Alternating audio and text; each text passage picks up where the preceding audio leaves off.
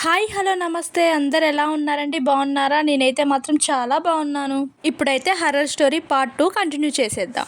వాష్రూమ్కి వెళ్తే మాత్రం చాలానే భయం వేసేదని చెప్పాను కదా, ఎందుకనేది అయితే ఈ వీడియోలో చెప్తాను. అదేంటో అండి, వాష్రూమ్కి వెళ్తే సడన్గా లైట్స్ ఆఫ్ అవ్వడం ఆన్ అవ్వడం, అంతేకాదండి ఈ వాష్రూమ్ రూఫ్ మీద అయితే ఎవరో ఉన్నట్టు వేలాడుతున్నట్టు అయితే అనిపించేది. చాలా భయమే వేసేది వాష్రూమ్కి వెళ్ళాలంటేనే. పార్ట్ 1లో మా అక్క వాళ్ళ ఇంట్లో పెద్ద సందు ఉండేదని చెప్పాను కదండి.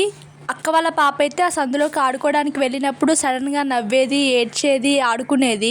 ఎందుకు అలా చేస్తుంది అనేది అయితే నేను నెక్స్ట్ వీడియోస్లో ఖచ్చితంగా మీతో షేర్ చేస్తాను. ఎవ్రీడే నైట్ పడుకునేటప్పుడు అయితే 11:30 to 12 మధ్యలో అయితే దయ్యం అయితే మా అక్కని పిలిచేదంట. ఏమని అంటే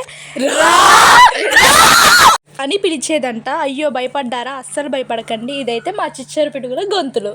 అయ్యో సారీ అండి, స్టోరీ చెప్పకుండా మధ్యలో ఆపేస్తున్నానని ఫీల్ అవుతున్నారా? నెక్స్ట్ వీడియోస్లో ఖచ్చితంగా చెప్తాను. ఈ వీడియో కనుక మీకు నచ్చినట్లయితే please do like, share and subscribe. Bye friends. Comment చేయడం మాత్రం మర్చిపోవద్దు ప్లీజ్.